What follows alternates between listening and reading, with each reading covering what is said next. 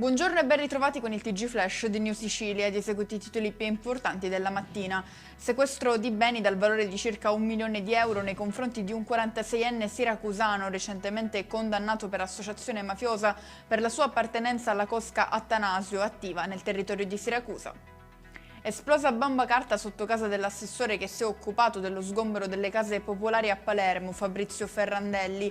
Questi gesti non mi intimoriscono, ha affermato, tutto questo non ci fermerà. Via Spinuzza a Palermo torna ancora una volta a essere teatro di violenza. Ieri sera, nella stessa zona in cui ha perso la vita Paolo Taormina, è scoppiata una rissa tra una ventina di giovani, tutti stranieri, coinvolto anche un agente di polizia municipale, scaraventato a terra durante il tentativo di sedare lo scontro. Ci spostiamo a Messina per nuovi aggiornamenti sull'omicidio di Mario Molinaro, l'anziano ritrovato senza vita in una casa popolare di Fondo Sacca. Confermato il fermo per il 63enne indagato e già in carcere con l'accusa di averne provocato il decesso.